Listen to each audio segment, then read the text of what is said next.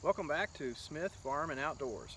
Today I'm going to do a part 2 follow-up, doing some shooting with the Romeo5 from Sig Sauer. That's the red dot optic that I did a part 1 video on earlier. It's this optic here. So mounted on this AR-15 pistol, and I'm going to do some shooting.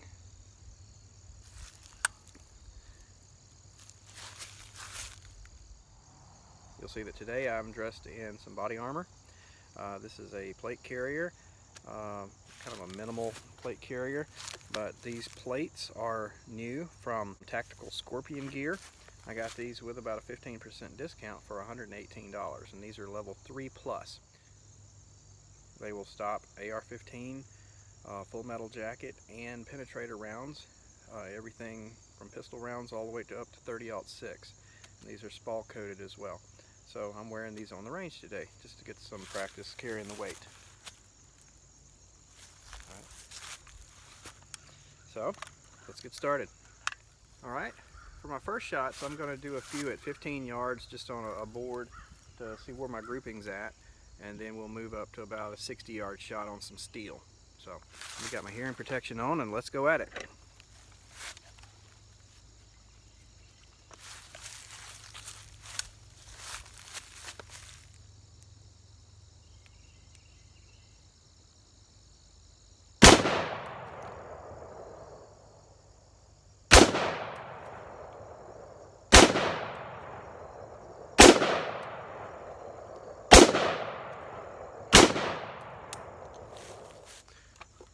So let's take a look at that grouping. Alright, so that's not so bad, just some offhand shots at 15 yards. There's the muzzle brake for size comparison. That's a little over an inch wide, about an inch and a half tall. That's not so bad. Alright, let's move out to about 60 yards and let's see if I can hit some steel. So I've not made adjustments to the red dot this morning. This is from when I bore sighted it and aligned it with my mag pull sights, so it should be right on. So let's see if we can ring some steel at about 60 yards. So the steel target I'm talking about is actually up at my 100-yard berm. It's an AR-500 3/8" steel plate. We've been shooting everything from 300 Win Mag down to pistols at it, and nothing's penetrated or even hardly dinged it at this point. So let's see if I can make contact with it.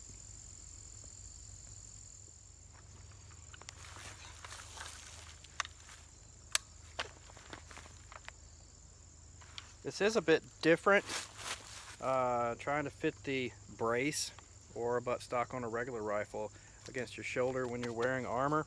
It seems to be that I want to put it against the plate here instead of against my shoulder because of the angle. It wants to push this off onto my arm instead of in my shoulder because the plate's kind of in the way. So that's going to take some practice, and anybody that wears armor should probably work about getting used to that. These are not shooter cut. There's not a big heavy indentation here or a cut here for a shooter. These are full 11 by 14 plates. I wanted something with a little bit better coverage, so I'll just have to work around the bump here that kind of impedes the stock. So let's see how well I can do with it. I missed that first one. Alright, so let's see what I can do with this.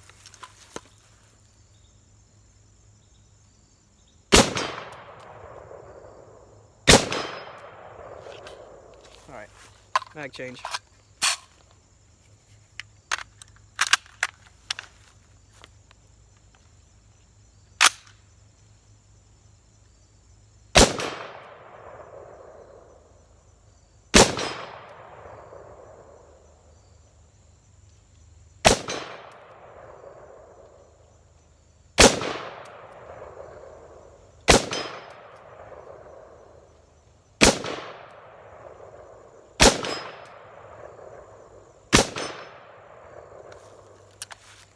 Okay, I got most of the shots on target. Just so you know, shooting steel case Tulla ammo. Just had a bunch laying around, figured I would shoot it up. So this stuff's not as accurate as some, especially in an 8.5-inch barrel. But it is ringing steel out there. I missed a couple shots, but I expected a little bit. Let's see what else we can do.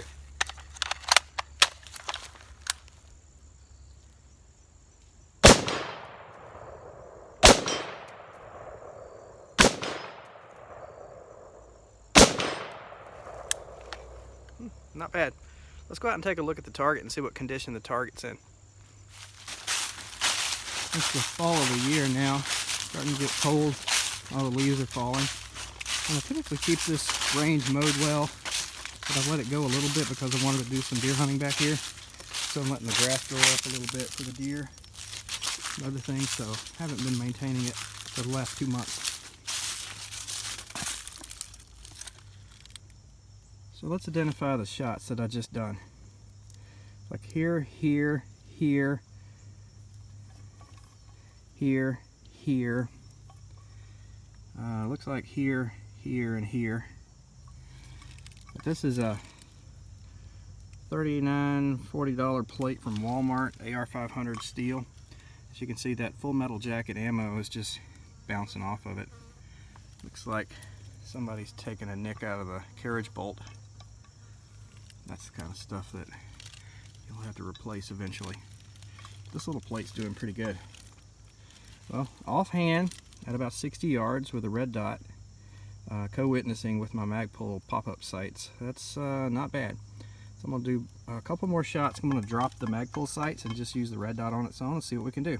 So now I'm going to lower the Magpul sights. Just using the red dot, let's see if we can make contact with it every time.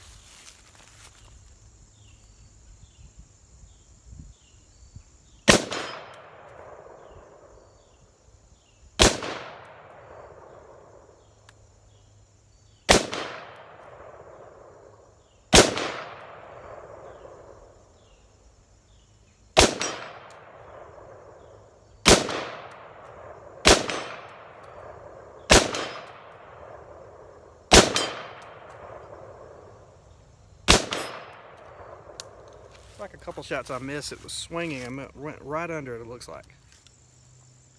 So as far as reviews go, I'm just going to say I'm really happy with it. Definitely recommend buying it. If you don't have the biggest budget, this one will do just fine for under $200. So I'm real happy with it. The best part I like about it is the shake on and standby mode. If you don't touch this rifle for a couple minutes, the power will go off, red dot will go off and save the batteries. As soon as you pick up the rifle, start moving it, it's going to come right back on and be ready for you. There's no fumbling for switches and pressing buttons to get it to activate. It does it by itself. So that part sold it for me. So if you like this content and you want to see more will be coming. So please subscribe to Smith Farm and Outdoors and click that bell for notifications. Would love to have you around, and please leave some comments in the comment section.